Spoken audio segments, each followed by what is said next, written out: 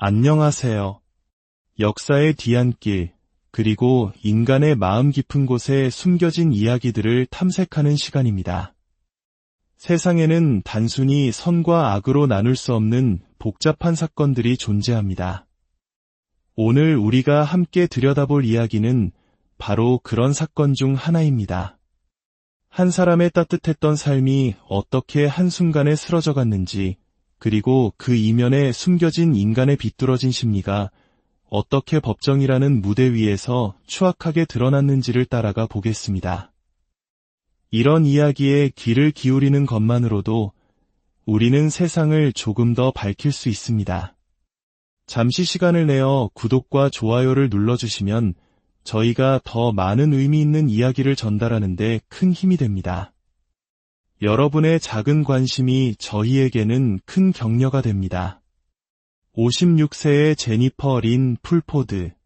그녀는 단순히 누군가를 돌보는 사람이 아니었습니다. 헌신적인 아내이자 사랑이 넘치는 어머니였고 자랑스러운 할머니였습니다. 또한 지역의 저명한 사업가인 리드 버먼 가족의 집에서 7년 넘게 일해온 신뢰받는 직원이기도 했습니다. 그녀를 아는 모든 사람들은 제니퍼를 따뜻한 마음과 성실함의 상징으로 기억했습니다. 고용주였던 버먼 씨는 그녀를 자신의 아이들을 친자식처럼 아껴준 사람, 살면서 만나본 가장 책임감 있는 사람 중 한 명이라고 말하곤 했습니다. 제니퍼는 약속을 하면 반드시 지키는 그런 사람이었습니다. 그랬기에 2017년 9월 27일 그녀가 방과 후 아이들을 데리러 오지 않았을 때 모두가 직감했습니다. 뭔가 끔찍한 일이 일어났음이 틀림없다고 말이죠. 그날 아침 제니퍼의 하루는 평소와 다름없이 시작되었습니다. 치과 진료를 예약해 두었고 정오가 되기 직전 병원을 나섰습니다. 병원 CCTV에는 그녀가 자신의 차로 걸어가 운전해서 떠나는 마지막 모습이 담겨 있었습니다. 그날 치과에 있던 사람들은 제니퍼의 살아있는 마지막 모습을 본 이들이 되었습니다. 고용주의 집으로 돌아오는 길, 그녀는 남편 리드가 부탁한 미술품 딜러에게 전화를 걸었습니다. 하지만 통화는 음성 사서함으로 연결되었고 그녀는 밝은 목소리로 메시지를 남겼습니다. 목소리에는 어떤 불안이나 두려움도 느껴지지 않았습니다. 보안 기록에 따르면 그녀는 무사히 집에 도착했습니다. 하지만 집 안에 들어선 직후 비극의 서막이 올랐습니다. 이달의 베이컨 클럽에서 배달된 택배 상자가 문 앞에 놓여 있었습니다. 제니퍼가 이 택배를 집 안으로 들이기 위해 문을 열었던 것으로 보입니다. 바로 그 순간 초대받지 않은 손님이 그녀와 함께 집 안으로 들어섰습니다. 택배 상자는 현관 앞에 그대로 남겨진 채로 말이죠. 잠시 후 제니퍼의 목소리가 다시 한번 들려온 것은 미술품 딜러에게 다시 걸려온 전화에서였습니다. 하지만 이번에는 목소리가 완전히 달랐습니다. 공포와 다급함에 차 있었죠. 그녀는 딜러에게 지금 오시면 안 돼요. 방금 학교에서 연락이 왔는데 아이에게 무슨 일이 생겨서 당장 데리러 가야 해요. 라고 말했습니다. 단순히 아이를 데리러 가는 상황이라고 하기엔 목소리는 극도로 절박하게 떨리고 있었습니다. 딜러는 약속을 다음으로 미루고 일상으로 돌아갔습니다. 하지만 학교에서는 아무런 연락도 오지 않았습니다. 그녀는 그 전화를 마지막으로 다시는 목소리를 들을 수 없었습니다. 몇 시간 뒤 이번에는 학교에서 고용주인 리드 버먼에게 전화가 걸려왔습니다. 제니퍼를 고용한 일에 단 한 번도 없었던 일, 그의 아들이 방과 후에 방치되어 있다는 소식이었습니다. 버먼은 즉시 불안감에 휩싸였지만 혹시 그녀가 깜빡 잠이 들었거나 치과 진료가 길어졌을 것이라 애써 스스로를 위로했습니다. 제니퍼는 항상 연락을 하던 사람이었기에 그의 마음속 불안은 점점 커져만 갔습니다. 아들을 직접 데리고 집으로 돌아온 순간 범원은 모든 것이 잘못되었음을 직감했습니다. 뜨거운 햇볕 아래 현관에는 택배 상자가 그대로 놓여 있었고 차고에는 제니퍼의 차가 보이지 않았습니다. 그는 다시 한번 자신을 진정시키려 애썼습니다. 어쩌면 응급수술을 받느라 연락할 겨를이 없었을지도 모른다고, 혹은 교통사고로 휴대폰이 망가졌을지도 모른다고 말입니다. 하지만 집 안에 들어선 순간 그 희망은 산산조각 났습니다. 욕실 안쪽에 제니퍼의 신분증과 휴대폰이 들어있는 핸드백이 놓여 있었기 때문입니다. 범원은 한순간도 지체하지 않고 경찰에 신고했습니다. 시간은 흐르고 있었고 제니퍼를 찾아야만 했습니다. 경찰이 범원의 자택에 도착했을 때 현장은 기묘한 침묵에 잠겨 있었습니다. 제니퍼의 핸드백은 욕실에 있었지만 그녀의 지갑과 현대 SUV 차량은 사라진 상태였습니다. 그녀가 흔적도 없이 사라진 그 시각, 누군가 그녀의 현금카드를 이용해 지역은행 ATM에서 $300를 인출했습니다. 기계에 설치된 보안 카메라에는 제니퍼가 아닌 한 남성의 모습이 찍혀 있었습니다. 그는 안경을 쓰고 머리를 뒤로 묶은 채 수건으로 코 아래 얼굴을 가리고 있었습니다. 모자로 머리카락 대부분을 가렸지만 그의 독특한 시계밴드가 수사관들의 눈길을 사로잡았습니다. 범인이 자신의 신원을 숨기려 애썼다는 점, 그리고 불필요한 관심을 끌지 않고 범행을 저지르는 방법을 안다는 점에서 경찰은 이 사건이 단순한 실종이 아니며 제니퍼의 생명이 심각한 위험에 처해 있다고 판단했습니다. 한국에서도 CCTV는 범죄 해결에 결정적인 열쇠가 되곤 합니다.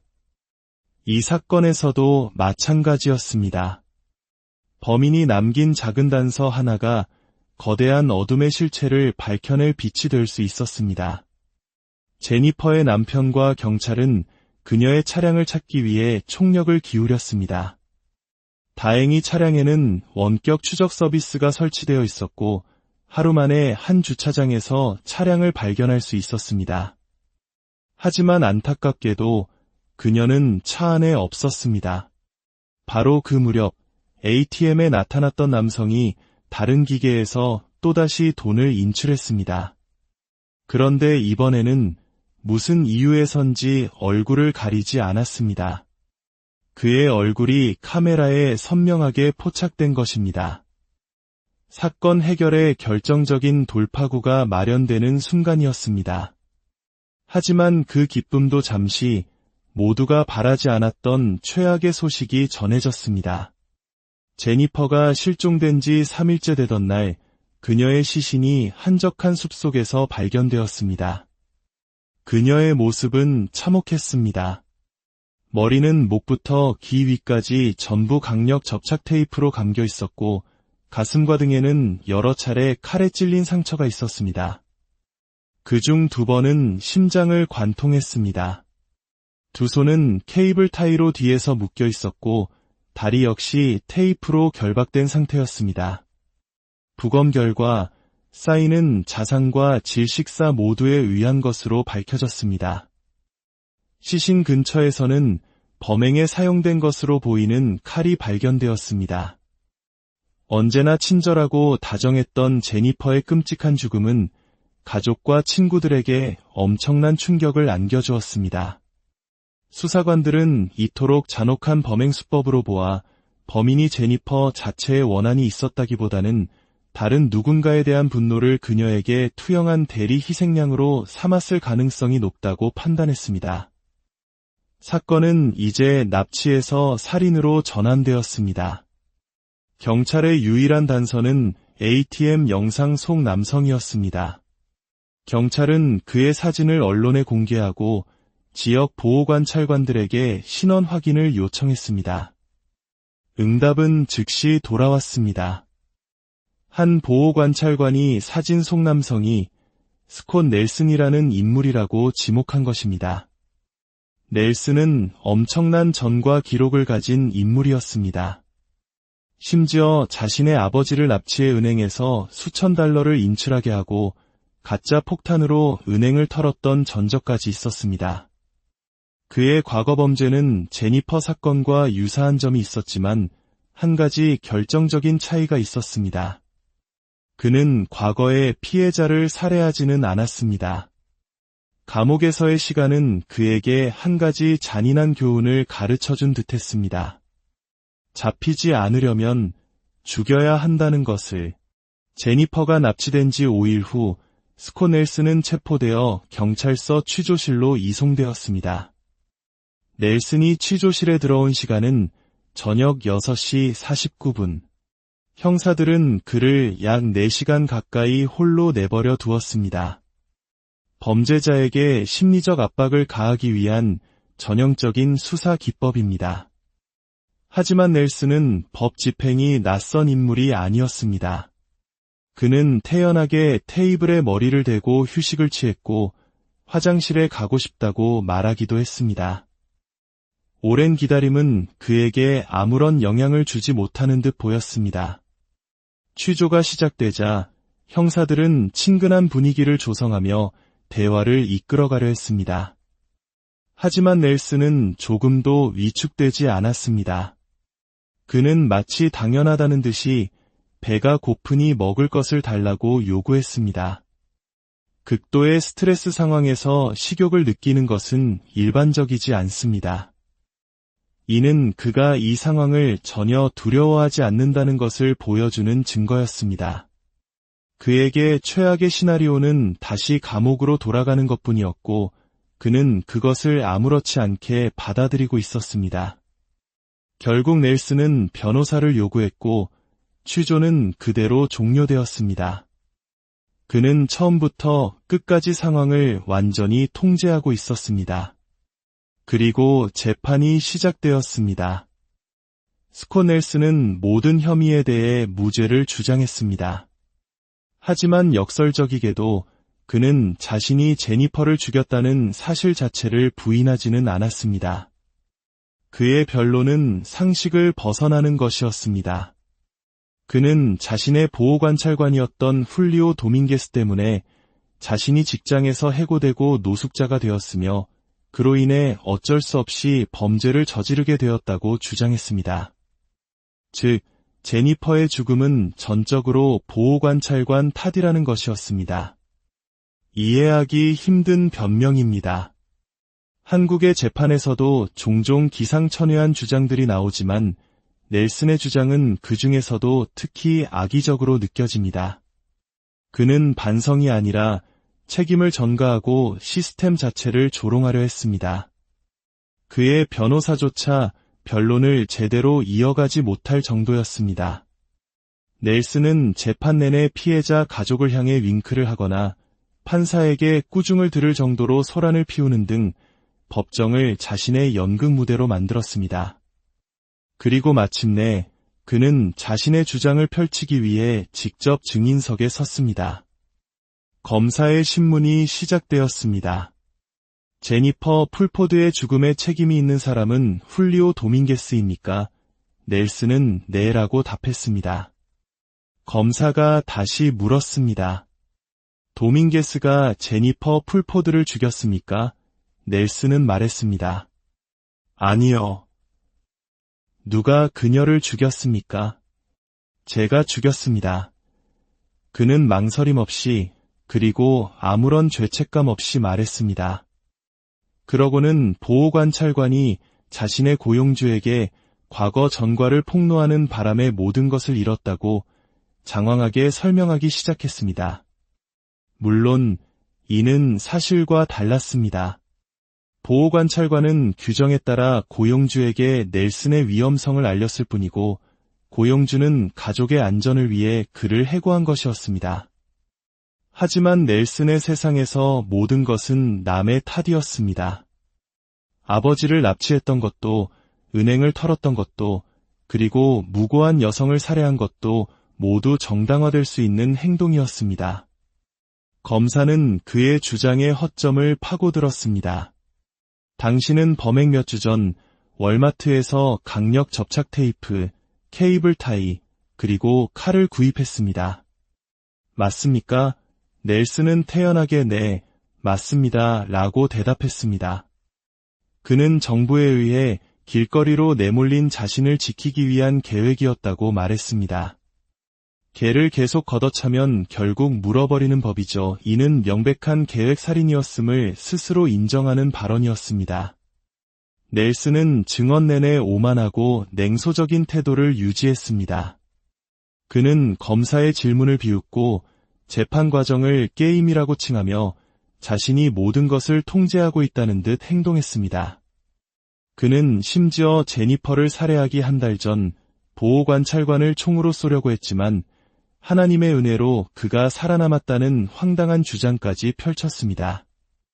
신문이 계속되자 그는 갑자기 기억이 나지 않는다 는 말을 반복하기 시작했습니다. 자신이 제니퍼를 어떻게 위협했는지, 어떻게 차에 태웠는지, 어떻게 그녀의 돈을 인출했는지 그 모든 끔찍한 세부 사항에 대해 기억이 나지 않는다고 주장했습니다. 이는 진실을 외면하려는 것이 아니라 검사를 괴롭히고 법정의 시간을 낭비하게 함으로써 자신의 힘을 과시하려는 비열한 수법이었습니다. 검사가 물었습니다. 당신은 리드 버먼의 침실에서 이불을 가져와 제니퍼를 감쌌습니다. 사람들이 보지 못하게 하려고요. 맞습니까? 넬슨은 이렇게 답했습니다. 제가 안 했어요. 아마 그녀가 했겠죠. 추웠나 보죠. 그의 입에서 나온 말은 인간성에 대한 모독이었습니다. 그는 한 생명을 앗아간 자신의 행동에 대해 단 한순간의 뉘우침도 보이지 않았습니다. 오히려 그는 이 모든 과정을 즐기고 있었습니다. 넬슨은 자신이 재판을 받음으로써 주 정부와 판사, 검사, 배심원, 그리고 피해자 가족의 시간을 낭비하게 하고 세금을 쓰게 만드는 이 상황 자체에서 권력을 느끼고 있었습니다. 삶에서 아무것도 얻지 못한 그가 법정이라는 마지막 무대 위에서 파괴적인 방식으로 자신의 존재를 증명하려 했던 것입니다. 하지만 그의 어리석은 연극은 결국 막을 내렸습니다. 배심원단은 그의 터무니없는 주장에 흔들리지 않았습니다. 스콧 넬슨은 자신이 저지른 모든 혐의에 대해 유죄 판결을 받았고 사형을 선고받았습니다. 이 모든 소란 속에서 우리가 잊지 말아야 할 것은 제니퍼 풀포드라는 한 따뜻한 사람의 소중한 삶이 아무런 이유 없이 사라졌다는 사실입니다. 그녀의 죽음은 한 남자의 비뚤어진 자존심과 책임감 없는 분노의 희생양이 되었습니다. 스콧 넬슨의 이야기는 우리에게 질문을 던집니다. 인간의 마음속 어둠은 어디까지 깊어질 수 있는가? 그리고 우리는 그러한 어둠 앞에서 어떻게 정의를 지켜내야 하는가? 이 이야기는 단순한 범죄 기록이 아니라 우리 사회가 함께 고민하고 기억해야 할 아픈 교훈입니다. 제니퍼 풀포드의 영혼이 평안히 잠들기를 기도합니다. 그리고 이야기를 들으신 모든 분들의 삶에 평화와 안전이 함께하길. 안녕하세요. 역사의 뒤안길, 그리고 인간의 마음 깊은 곳에 숨겨진 이야기들을 탐색하는 시간입니다. 세상에는 단순히 선과 악으로 나눌 수 없는 복잡한 사건들이 존재합니다. 오늘 우리가 함께 들여다볼 이야기는 바로 그런 사건 중 하나입니다. 한 사람의 따뜻했던 삶이 어떻게 한순간에 쓰러져 갔는지, 그리고 그 이면에 숨겨진 인간의 비뚤어진 심리가 어떻게 법정이라는 무대 위에서 추악하게 드러났는지를 따라가 보겠습니다. 이런 이야기에 귀를 기울이는 것만으로도 우리는 세상을 조금 더 밝힐 수 있습니다. 잠시 시간을 내어 구독과 좋아요를 눌러주시면 저희가 더 많은 의미 있는 이야기를 전달하는 데 큰 힘이 됩니다. 여러분의 작은 관심이 저희에게는 큰 격려가 됩니다. 56세의 제니퍼 린 풀포드. 그녀는 단순히 누군가를 돌보는 사람이 아니었습니다. 헌신적인 아내이자 사랑이 넘치는 어머니였고 자랑스러운 할머니였습니다. 또한 지역의 저명한 사업가인 리드 버먼 가족의 집에서 7년 넘게 일해온 신뢰받는 직원이기도 했습니다. 그녀를 아는 모든 사람들은 제니퍼를 따뜻한 마음과 성실함의 상징으로 기억했습니다. 고용주였던 버먼 씨는 그녀를 자신의 아이들을 친자식처럼 아껴준 사람, 살면서 만나본 가장 책임감 있는 사람 중 한 명이라고 말하곤 했습니다. 제니퍼는 약속을 하면 반드시 지키는 그런 사람이었습니다. 그랬기에 2017년 9월 27일 그녀가 방과 후 아이들을 데리러 오지 않았을 때 모두가 직감했습니다. 뭔가 끔찍한 일이 일어났음이 틀림없다고 말이죠. 그날 아침 제니퍼의 하루는 평소와 다름없이 시작되었습니다. 치과 진료를 예약해 두었고 정오가 되기 직전 병원을 나섰습니다. 병원 CCTV에는 그녀가 자신의 차로 걸어가 운전해서 떠나는 마지막 모습이 담겨 있었습니다. 그날 치과에 있던 사람들은 제니퍼의 살아있는 마지막 모습을 본 이들이 되었습니다. 고용주의 집으로 돌아오는 길, 그녀는 남편 리드가 부탁한 미술품 딜러에게 전화를 걸었습니다. 하지만 통화는 음성 사서함으로 연결되었고 그녀는 밝은 목소리로 메시지를 남겼습니다. 목소리에는 어떤 불안이나 두려움도 느껴지지 않았습니다. 보안 기록에 따르면 그녀는 무사히 집에 도착했습니다. 하지만 집 안에 들어선 직후 비극의 서막이 올랐습니다.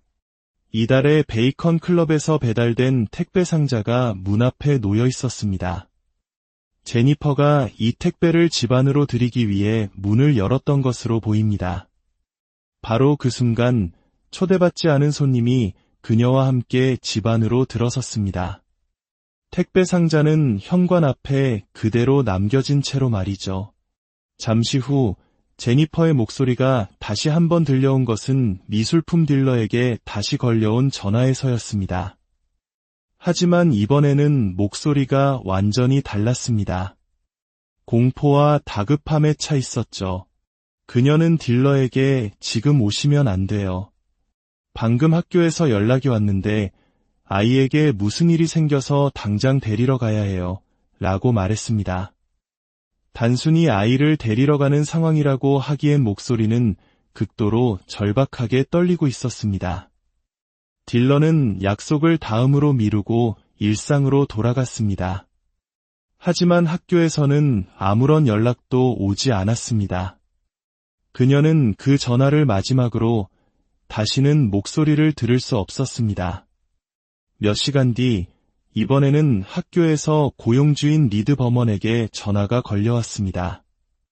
제니퍼를 고용한 일에 단 한 번도 없었던 일, 그의 아들이 방과 후에 방치되어 있다는 소식이었습니다. 버먼은 즉시 불안감에 휩싸였지만 혹시 그녀가 깜빡 잠이 들었거나 치과 진료가 길어졌을 것이라 애써 스스로를 위로했습니다. 제니퍼는 항상 연락을 하던 사람이었기에 그의 마음속 불안은 점점 커져만 갔습니다. 아들을 직접 데리고 집으로 돌아온 순간 버먼은 모든 것이 잘못되었음을 직감했습니다. 뜨거운 햇볕 아래 현관에는 택배 상자가 그대로 놓여 있었고 차고에는 제니퍼의 차가 보이지 않았습니다. 그는 다시 한번 자신을 진정시키려 애썼습니다. 어쩌면 응급수술을 받느라 연락할 겨를이 없었을지도 모른다고, 혹은 교통사고로 휴대폰이 망가졌을지도 모른다고 말입니다. 하지만 집 안에 들어선 순간 그 희망은 산산조각 났습니다. 욕실 안쪽에 제니퍼의 신분증과 휴대폰이 들어있는 핸드백이 놓여 있었기 때문입니다. 버먼은 한순간도 지체하지 않고 경찰에 신고했습니다. 시간은 흐르고 있었고 제니퍼를 찾아야만 했습니다. 경찰이 버먼의 자택에 도착했을 때 현장은 기묘한 침묵에 잠겨 있었습니다. 제니퍼의 핸드백은 욕실에 있었지만 그녀의 지갑과 현대 SUV 차량은 사라진 상태였습니다. 그녀가 흔적도 없이 사라진 그 시각, 누군가 그녀의 현금카드를 이용해 지역은행 ATM에서 $300를 인출했습니다. 기계에 설치된 보안 카메라에는 제니퍼가 아닌 한 남성의 모습이 찍혀 있었습니다. 그는 안경을 쓰고 머리를 뒤로 묶은 채 수건으로 코 아래 얼굴을 가리고 있었습니다. 모자로 머리카락 대부분을 가렸지만 그의 독특한 시계밴드가 수사관들의 눈길을 사로잡았습니다. 범인이 자신의 신원을 숨기려 애썼다는 점, 그리고 불필요한 관심을 끌지 않고 범행을 저지르는 방법을 안다는 점에서 경찰은 이 사건이 단순한 실종이 아니며 제니퍼의 생명이 심각한 위험에 처해 있다고 판단했습니다. 한국에서도 CCTV는 범죄 해결에 결정적인 열쇠가 되곤 합니다. 이 사건에서도 마찬가지였습니다. 범인이 남긴 작은 단서 하나가 거대한 어둠의 실체를 밝혀낼 빛이 될 수 있었습니다. 제니퍼의 남편과 경찰은 그녀의 차량을 찾기 위해 총력을 기울였습니다. 다행히 차량에는 원격 추적 서비스가 설치되어 있었고 하루 만에 한 주차장에서 차량을 발견할 수 있었습니다. 하지만 안타깝게도 그녀는 차 안에 없었습니다. 바로 그 무렵 ATM에 나타났던 남성이 다른 기계에서 또다시 돈을 인출했습니다. 그런데 이번에는 무슨 이유에선지 얼굴을 가리지 않았습니다. 그의 얼굴이 카메라에 선명하게 포착된 것입니다. 사건 해결에 결정적인 돌파구가 마련되는 순간이었습니다.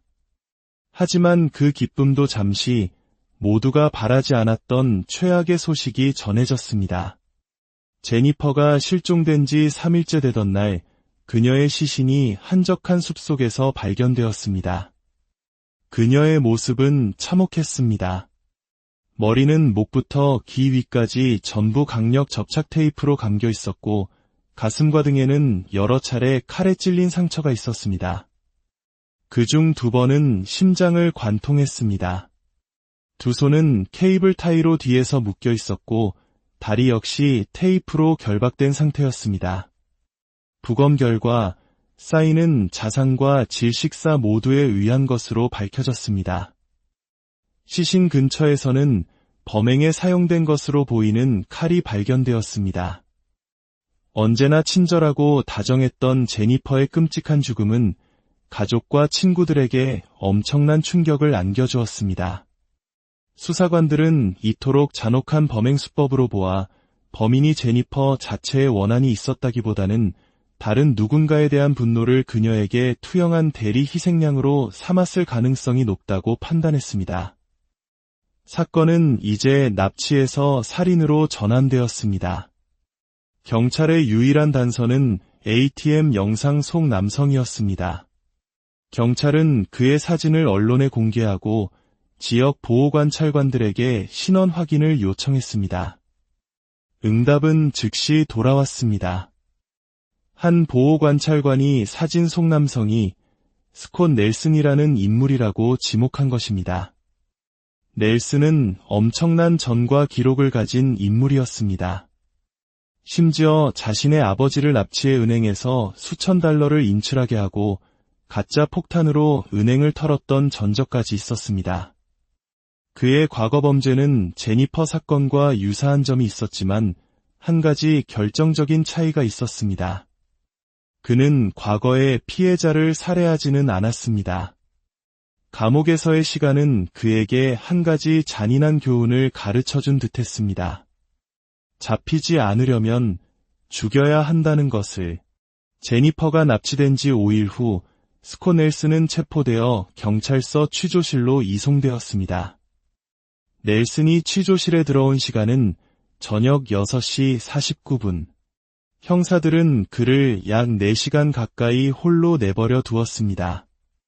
범죄자에게 심리적 압박을 가하기 위한 전형적인 수사 기법입니다.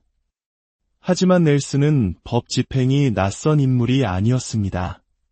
그는 태연하게 테이블에 머리를 대고 휴식을 취했고 화장실에 가고 싶다고 말하기도 했습니다.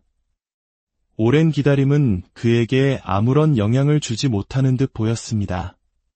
취조가 시작되자 형사들은 친근한 분위기를 조성하며 대화를 이끌어가려 했습니다.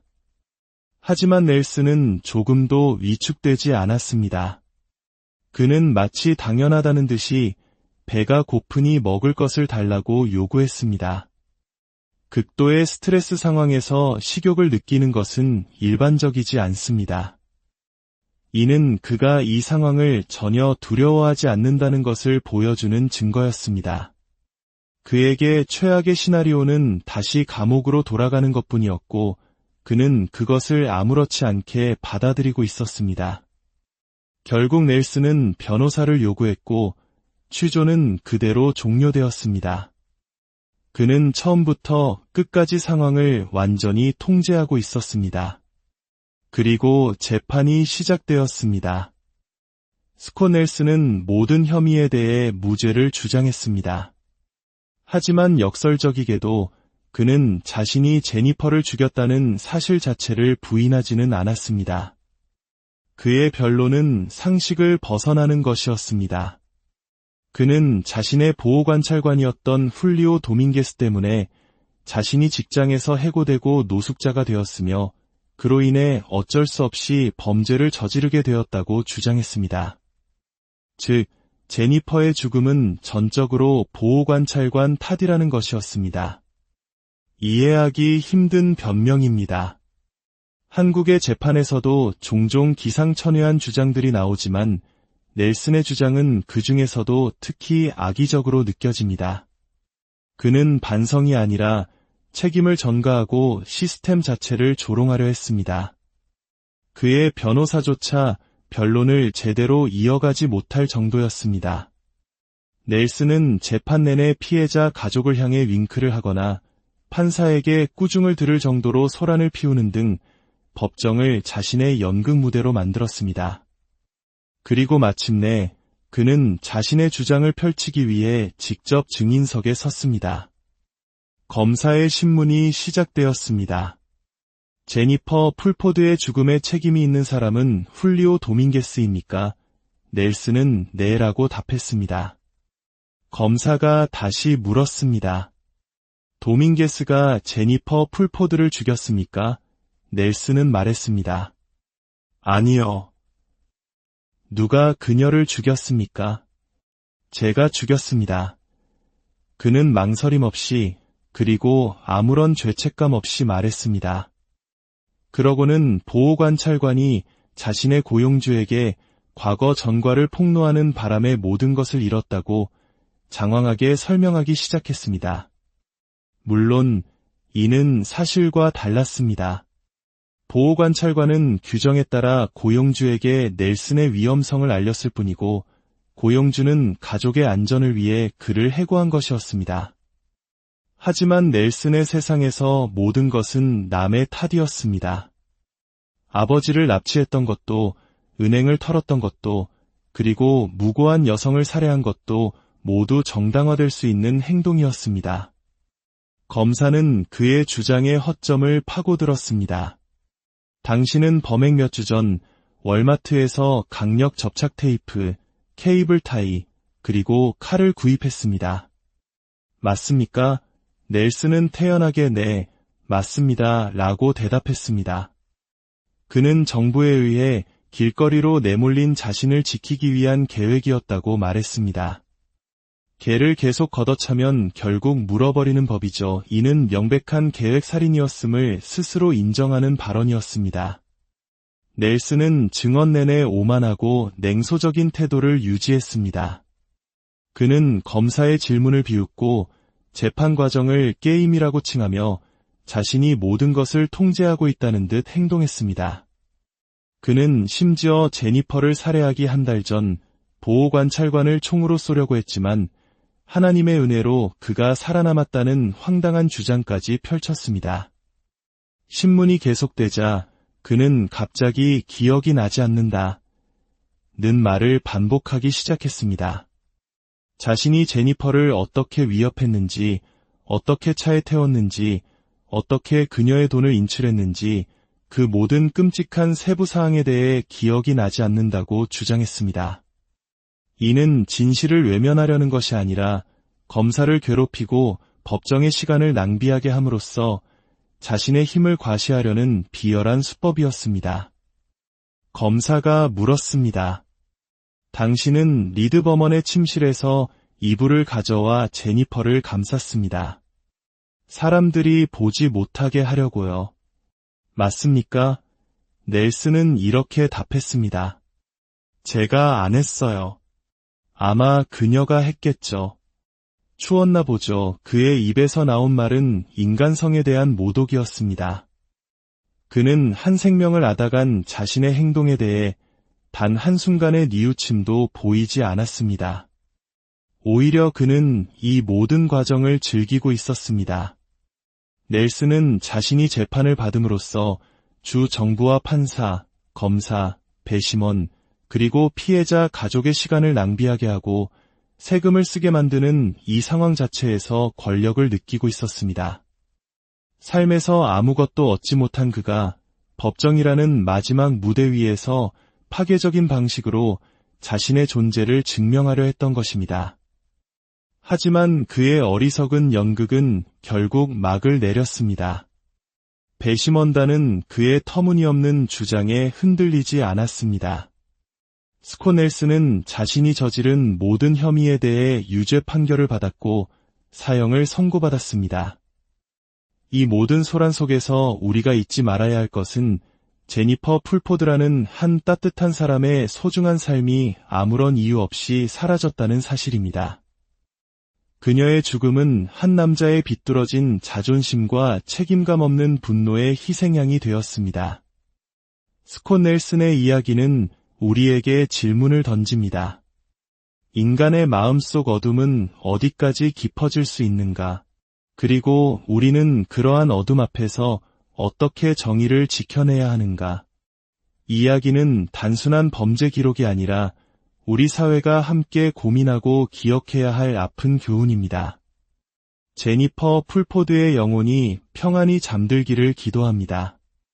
그리고 이야기를 들으신 모든 분들의 삶에 평화와 안전이 함께하기. 안녕하세요.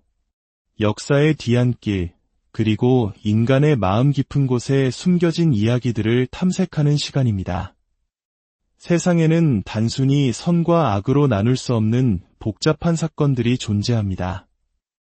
오늘 우리가 함께 들여다볼 이야기는 바로 그런 사건 중 하나입니다. 한 사람의 따뜻했던 삶이 어떻게 한순간에 쓰러져 갔는지, 그리고 그 이면에 숨겨진 인간의 비뚤어진 심리가 어떻게 법정이라는 무대 위에서 추악하게 드러났는지를 따라가 보겠습니다. 이런 이야기에 귀를 기울이는 것만으로도 우리는 세상을 조금 더 밝힐 수 있습니다. 잠시 시간을 내어 구독과 좋아요를 눌러주시면 저희가 더 많은 의미 있는 이야기를 전달하는 데 큰 힘이 됩니다. 여러분의 작은 관심이 저희에게는 큰 격려가 됩니다. 56세의 제니퍼 린 풀포드. 그녀는 단순히 누군가를 돌보는 사람이 아니었습니다.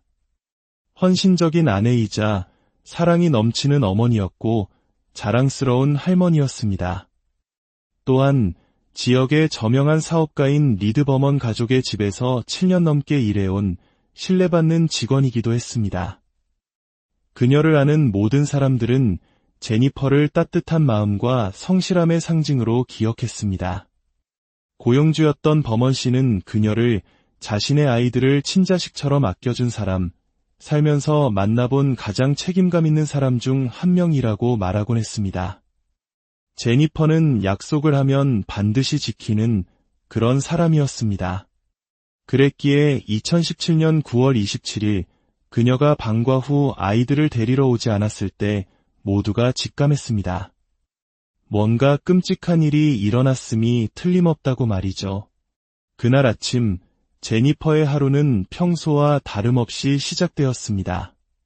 치과 진료를 예약해 두었고 정오가 되기 직전 병원을 나섰습니다. 병원 CCTV에는 그녀가 자신의 차로 걸어가 운전해서 떠나는 마지막 모습이 담겨 있었습니다. 그날 치과에 있던 사람들은 제니퍼의 살아있는 마지막 모습을 본 이들이 되었습니다. 고용주의 집으로 돌아오는 길, 그녀는 남편 리드가 부탁한 미술품 딜러에게 전화를 걸었습니다. 하지만 통화는 음성 사서함으로 연결되었고 그녀는 밝은 목소리로 메시지를 남겼습니다. 목소리에는 어떤 불안이나 두려움도 느껴지지 않았습니다. 보안 기록에 따르면 그녀는 무사히 집에 도착했습니다. 하지만 집 안에 들어선 직후 비극의 서막이 올랐습니다. 이달의 베이컨 클럽에서 배달된 택배 상자가 문 앞에 놓여 있었습니다. 제니퍼가 이 택배를 집 안으로 들이기 위해 문을 열었던 것으로 보입니다. 바로 그 순간 초대받지 않은 손님이 그녀와 함께 집 안으로 들어섰습니다. 택배 상자는 현관 앞에 그대로 남겨진 채로 말이죠. 잠시 후 제니퍼의 목소리가 다시 한번 들려온 것은 미술품 딜러에게 다시 걸려온 전화에서였습니다. 하지만 이번에는 목소리가 완전히 달랐습니다. 공포와 다급함에 차 있었죠. 그녀는 딜러에게 지금 오시면 안 돼요. 방금 학교에서 연락이 왔는데 아이에게 무슨 일이 생겨서 당장 데리러 가야 해요. 라고 말했습니다. 단순히 아이를 데리러 가는 상황이라고 하기엔 목소리는 극도로 절박하게 떨리고 있었습니다. 딜러는 약속을 다음으로 미루고 일상으로 돌아갔습니다. 하지만 학교에서는 아무런 연락도 오지 않았습니다. 그녀는 그 전화를 마지막으로 다시는 목소리를 들을 수 없었습니다. 몇 시간 뒤 이번에는 학교에서 고용주인 리드 버먼에게 전화가 걸려왔습니다. 제니퍼를 고용한 일에 단 한 번도 없었던 일, 그의 아들이 방과 후에 방치되어 있다는 소식이었습니다. 버먼은 즉시 불안감에 휩싸였지만 혹시 그녀가 깜빡 잠이 들었거나 치과 진료가 길어졌을 것이라 애써 스스로를 위로했습니다. 제니퍼는 항상 연락을 하던 사람이었기에 그의 마음속 불안은 점점 커져만 갔습니다. 아들을 직접 데리고 집으로 돌아온 순간 버먼은 모든 것이 잘못되었음을 직감했습니다. 뜨거운 햇볕 아래 현관에는 택배 상자가 그대로 놓여 있었고 차고에는 제니퍼의 차가 보이지 않았습니다. 그는 다시 한번 자신을 진정시키려 애썼습니다. 어쩌면 응급수술을 받느라 연락할 겨를이 없었을지도 모른다고, 혹은 교통사고로 휴대폰이 망가졌을지도 모른다고 말입니다. 하지만 집 안에 들어선 순간 그 희망은 산산조각 났습니다. 욕실 안쪽에 제니퍼의 신분증과 휴대폰이 들어있는 핸드백이 놓여 있었기 때문입니다. 버먼은 한순간도 지체하지 않고 경찰에 신고했습니다. 시간은 흐르고 있었고 제니퍼를 찾아야만 했습니다. 경찰이 버먼의 자택에 도착했을 때 현장은 기묘한 침묵에 잠겨 있었습니다. 제니퍼의 핸드백은 욕실에 있었지만 그녀의 지갑과 현대 SUV 차량은 사라진 상태였습니다.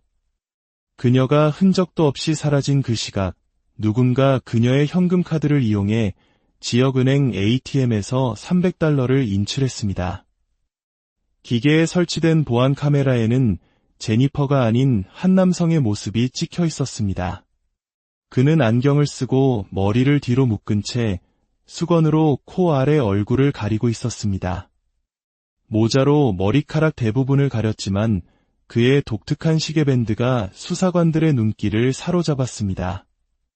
범인이 자신의 신원을 숨기려 애썼다는 점, 그리고 불필요한 관심을 끌지 않고 범행을 저지르는 방법을 안다는 점에서 경찰은 이 사건이 단순한 실종이 아니며 제니퍼의 생명이 심각한 위험에 처해 있다고 판단했습니다. 한국에서도 CCTV는 범죄 해결에 결정적인 열쇠가 되곤 합니다. 이 사건에서도 마찬가지였습니다. 범인이 남긴 작은 단서 하나가 거대한 어둠의 실체를 밝혀낼 빛이 될 수 있었습니다. 제니퍼의 남편과 경찰은 그녀의 차량을 찾기 위해 총력을 기울였습니다. 다행히 차량에는 원격 추적 서비스가 설치되어 있었고 하루 만에 한 주차장에서 차량을 발견할 수 있었습니다. 하지만 안타깝게도 그녀는 차 안에 없었습니다. 바로 그 무렵 ATM에 나타났던 남성이 다른 기계에서 또다시 돈을 인출했습니다. 그런데 이번에는 무슨 이유에선지 얼굴을 가리지 않았습니다. 그의 얼굴이 카메라에 선명하게 포착된 것입니다. 사건 해결의 결정적인 돌파구가 마련되는 순간이었습니다. 하지만 그 기쁨도 잠시 모두가 바라지 않았던 최악의 소식이 전해졌습니다. 제니퍼가 실종된 지 3일째 되던 날, 그녀의 시신이 한적한 숲속에서 발견되었습니다. 그녀의 모습은 참혹했습니다. 머리는 목부터 귀 위까지 전부 강력 접착 테이프로 감겨 있었고, 가슴과 등에는 여러 차례 칼에 찔린 상처가 있었습니다. 그중 2번은 심장을 관통했습니다. 2 손은 케이블 타이로 뒤에서 묶여 있었고, 다리 역시 테이프로 결박된 상태였습니다. 부검 결과 사인은 자상과 질식사 모두에 의한 것으로 밝혀졌습니다. 시신 근처에서는 범행에 사용된 것으로 보이는 칼이 발견되었습니다. 언제나 친절하고 다정했던 제니퍼의 끔찍한 죽음은 가족과 친구들에게 엄청난 충격을 안겨주었습니다. 수사관들은 이토록 잔혹한 범행 수법으로 보아 범인이 제니퍼 자체의 원한이 있었다기보다는 다른 누군가에 대한 분노를 그녀에게 투영한 대리 희생양으로 삼았을 가능성이 높다고 판단했습니다. 사건은 이제 납치에서 살인으로 전환되었습니다. 경찰의 유일한 단서는 ATM 영상 속 남성이었습니다. 경찰은 그의 사진을 언론에 공개하고 지역 보호관찰관들에게 신원 확인을 요청했습니다. 응답은 즉시 돌아왔습니다. 한 보호관찰관이 사진 속 남성이 스콧 넬슨이라는 인물이라고 지목한 것입니다. 넬슨은 엄청난 전과 기록을 가진 인물이었습니다. 심지어 자신의 아버지를 납치해 은행에서 수천 달러를 인출하게 하고 가짜 폭탄으로 은행을 털었던 전적까지 있었습니다.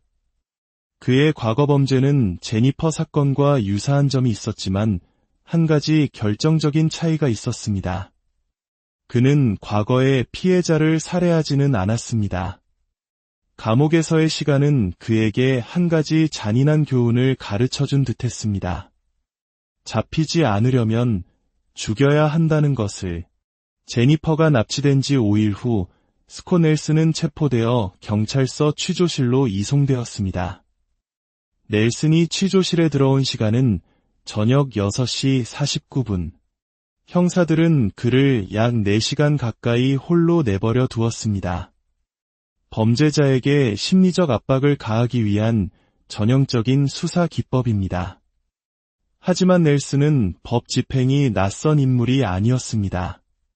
그는 태연하게 테이블에 머리를 대고 휴식을 취했고 화장실에 가고 싶다고 말하기도 했습니다. 오랜 기다림은 그에게 아무런 영향을 주지 못하는 듯 보였습니다. 취조가 시작되자 형사들은 친근한 분위기를 조성하며 대화를 이끌어가려 했습니다. 하지만 넬슨은 조금도 위축되지 않았습니다. 그는 마치 당연하다는 듯이 배가 고프니 먹을 것을 달라고 요구했습니다. 극도의 스트레스 상황에서 식욕을 느끼는 것은 일반적이지 않습니다. 이는 그가 이 상황을 전혀 두려워하지 않는다는 것을 보여주는 증거였습니다. 그에게 최악의 시나리오는 다시 감옥으로 돌아가는 것뿐이었고 그는 그것을 아무렇지 않게 받아들이고 있었습니다. 결국 넬슨은 변호사를 요구했고 취조는 그대로 종료되었습니다. 그는 처음부터 끝까지 상황을 완전히 통제하고 있었습니다. 그리고 재판이 시작되었습니다. 스콧 넬슨은 모든 혐의에 대해 무죄를 주장했습니다. 하지만 역설적이게도 그는 자신이 제니퍼를 죽였다는 사실 자체를 부인하지는 않았습니다. 그의 변론은 상식을 벗어나는 것이었습니다. 그는 자신의 보호관찰관이었던 훌리오 도밍게스 때문에 자신이 직장에서 해고되고 노숙자가 되었으며 그로 인해 어쩔 수 없이 범죄를 저지르게 되었다고 주장했습니다. 즉, 제니퍼의 죽음은 전적으로 보호관찰관 탓이라는 것이었습니다. 이해하기 힘든 변명입니다. 한국의 재판에서도 종종 기상천외한 주장들이 나오지만 넬슨의 주장은 그 중에서도 특히 악의적으로 느껴집니다. 그는 반성이 아니라 책임을 전가하고 시스템 자체를 조롱하려 했습니다. 그의 변호사조차 변론을 제대로 이어가지 못할 정도였습니다. 넬슨은 재판 내내 피해자 가족을 향해 윙크를 하거나 판사에게 꾸중을 들을 정도로 소란을 피우는 등 법정을 자신의 연극 무대로 만들었습니다. 그리고 마침내 그는 자신의 주장을 펼치기 위해 직접 증인석에 섰습니다. 검사의 신문이 시작되었습니다. 제니퍼 풀포드의 죽음에 책임이 있는 사람은 훌리오 도밍게스입니까? 넬슨은 네라고 답했습니다. 검사가 다시 물었습니다. 도밍게스가 제니퍼 풀포드를 죽였습니까? 넬슨은 말했습니다. 아니요. 누가 그녀를 죽였습니까? 제가 죽였습니다. 그는 망설임 없이 그리고 아무런 죄책감 없이 말했습니다. 그러고는 보호관찰관이 자신의 고용주에게 과거 전과를 폭로하는 바람에 모든 것을 잃었다고 장황하게 설명하기 시작했습니다. 물론 이는 사실과 달랐습니다. 보호관찰관은 규정에 따라 고용주에게 넬슨의 위험성을 알렸을 뿐이고 고용주는 가족의 안전을 위해 그를 해고한 것이었습니다. 하지만 넬슨의 세상에서 모든 것은 남의 탓이었습니다. 아버지를 납치했던 것도, 은행을 털었던 것도, 그리고 무고한 여성을 살해한 것도 모두 정당화될 수 있는 행동이었습니다. 검사는 그의 주장의 허점을 파고들었습니다. 당신은 범행 몇 주 전 월마트에서 강력 접착 테이프, 케이블 타이, 그리고 칼을 구입했습니다. 맞습니까? 넬슨은 태연하게 네, 맞습니다. 라고 대답했습니다. 그는 정부에 의해 길거리로 내몰린 자신을 지키기 위한 계획이었다고 말했습니다. 개를 계속 걷어차면 결국 물어버리는 법이죠. 이는 명백한 계획살인이었음을 스스로 인정하는 발언이었습니다. 넬슨은 증언 내내 오만하고 냉소적인 태도를 유지했습니다. 그는 검사의 질문을 비웃고 재판 과정을 게임이라고 칭하며 자신이 모든 것을 통제하고 있다는 듯 행동했습니다. 그는 심지어 제니퍼를 살해하기 한 달 전 보호관찰관을 총으로 쏘려고 했지만 하나님의 은혜로 그가 살아남았다는 황당한 주장까지 펼쳤습니다. 신문이 계속되자 그는 갑자기 기억이 나지 않는다 는 말을 반복하기 시작했습니다. 자신이 제니퍼를 어떻게 위협했는지, 어떻게 차에 태웠는지, 어떻게 그녀의 돈을 인출했는지 그 모든 끔찍한 세부 사항에 대해 기억이 나지 않는다고 주장했습니다. 이는 진실을 외면하려는 것이 아니라 검사를 괴롭히고 법정의 시간을 낭비하게 함으로써 자신의 힘을 과시하려는 비열한 수법이었습니다. 검사가 물었습니다. 당신은 리드 버먼의 침실에서 이불을 가져와 제니퍼를 감쌌습니다. 사람들이 보지 못하게 하려고요. 맞습니까? 넬슨은 이렇게 답했습니다. 제가 안 했어요. 아마 그녀가 했겠죠. 추웠나 보죠. 그의 입에서 나온 말은 인간성에 대한 모독이었습니다. 그는 한 생명을 앗아간 자신의 행동에 대해 단 한순간의 뉘우침도 보이지 않았습니다. 오히려 그는 이 모든 과정을 즐기고 있었습니다. 넬슨은 자신이 재판을 받음으로써 주 정부와 판사, 검사, 배심원, 그리고 피해자 가족의 시간을 낭비하게 하고 세금을 쓰게 만드는 이 상황 자체에서 권력을 느끼고 있었습니다. 삶에서 아무것도 얻지 못한 그가 법정이라는 마지막 무대 위에서 파괴적인 방식으로 자신의 존재를 증명하려 했던 것입니다. 하지만 그의 어리석은 연극은 결국 막을 내렸습니다. 배심원단은 그의 터무니없는 주장에 흔들리지 않았습니다. 스콧 넬슨은 자신이 저지른 모든 혐의에 대해 유죄 판결을 받았고 사형을 선고받았습니다. 이 모든 소란 속에서 우리가 잊지 말아야 할 것은 제니퍼 풀포드라는 한 따뜻한 사람의 소중한 삶이 아무런 이유 없이 사라졌다는 사실입니다. 그녀의 죽음은 한 남자의 비뚤어진 자존심과 책임감 없는 분노의 희생양이 되었습니다. 스콧 넬슨의 이야기는 우리에게 질문을 던집니다. 인간의 마음속 어둠은 어디까지 깊어질 수 있는가? 그리고 우리는 그러한 어둠 앞에서 어떻게 정의를 지켜내야 하는가? 이 이야기는 단순한 범죄 기록이 아니라 우리 사회가 함께 고민하고 기억해야 할 아픈 교훈입니다. 제니퍼 풀포드의 영혼이 평안히 잠들기를 기도합니다.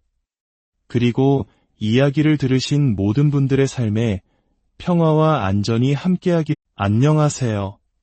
역사의 뒤안길, 그리고 인간의 마음 깊은 곳에 숨겨진 이야기들을 탐색하는 시간입니다.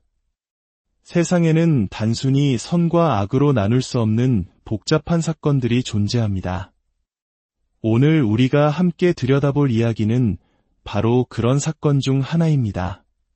한 사람의 따뜻했던 삶이 어떻게 한순간에 쓰러져 갔는지, 그리고 그 이면에 숨겨진 인간의 비뚤어진 심리가 어떻게 법정이라는 무대 위에서 추악하게 드러났는지를 따라가 보겠습니다. 이런 이야기에 귀를 기울이는 것만으로도 우리는 세상을 조금 더 밝힐 수 있습니다. 잠시 시간을 내어 구독과 좋아요를 눌러주시면 저희가 더 많은 의미 있는 이야기를 전달하는 데 큰 힘이 됩니다. 여러분의 작은 관심이 저희에게는 큰 격려가 됩니다. 56세의 제니퍼 린 풀포드. 그녀는 단순히 누군가를 돌보는 사람이 아니었습니다. 헌신적인 아내이자 사랑이 넘치는 어머니였고 자랑스러운 할머니였습니다. 또한 지역의 저명한 사업가인 리드 버먼 가족의 집에서 7년 넘게 일해온 신뢰받는 직원이기도 했습니다. 그녀를 아는 모든 사람들은 제니퍼를 따뜻한 마음과 성실함의 상징으로 기억했습니다. 고용주였던 버먼 씨는 그녀를 자신의 아이들을 친자식처럼 아껴준 사람, 살면서 만나본 가장 책임감 있는 사람 중 한 명이라고 말하곤 했습니다. 제니퍼는 약속을 하면 반드시 지키는 그런 사람이었습니다. 그랬기에 2017년 9월 27일 그녀가 방과 후 아이들을 데리러 오지 않았을 때 모두가 직감했습니다. 뭔가 끔찍한 일이 일어났음이 틀림없다고 말이죠. 그날 아침 제니퍼의 하루는 평소와 다름없이 시작되었습니다. 치과 진료를 예약해 두었고 정오가 되기 직전 병원을 나섰습니다. 병원 CCTV에는 그녀가 자신의 차로 걸어가 운전해서 떠나는 마지막 모습이 담겨 있었습니다. 그날 치과에 있던 사람들은 제니퍼의 살아있는 마지막 모습을 본 이들이 되었습니다. 고용주의 집으로 돌아오는 길, 그녀는 남편 리드가 부탁한 미술품 딜러에게 전화를 걸었습니다. 하지만 통화는 음성 사서함으로 연결되었고 그녀는 밝은 목소리로 메시지를 남겼습니다. 목소리에는 어떤 불안이나 두려움도 느껴지지 않았습니다. 보안 기록에 따르면 그녀는 무사히 집에 도착했습니다. 하지만 집 안에 들어선 직후 비극의 서막이 올랐습니다. 이달의 베이컨 클럽에서 배달된 택배 상자가 문 앞에 놓여 있었습니다. 제니퍼가 이 택배를 집 안으로 들이기 위해 문을 열었던 것으로 보입니다. 바로 그 순간 초대받지 않은 손님이 그녀와 함께 집 안으로 들어섰습니다. 택배 상자는 현관 앞에 그대로 남겨진 채로 말이죠. 잠시 후 제니퍼의 목소리가 다시 한번 들려온 것은 미술품 딜러에게 다시 걸려온 전화에서였습니다. 하지만 이번에는 목소리가 완전히 달랐습니다. 공포와 다급함에 차 있었죠. 그녀는 딜러에게 지금 오시면 안 돼요. 방금 학교에서 연락이 왔는데 아이에게 무슨 일이 생겨서 당장 데리러 가야 해요. 라고 말했습니다. 단순히 아이를 데리러 가는 상황이라고 하기엔 목소리는 극도로 절박하게 떨리고 있었습니다. 딜런은 약속을 다음으로 미루고 일상으로 돌아갔습니다. 하지만 학교에서는 아무런 연락도 오지 않았습니다. 그녀는 그 전화를 마지막으로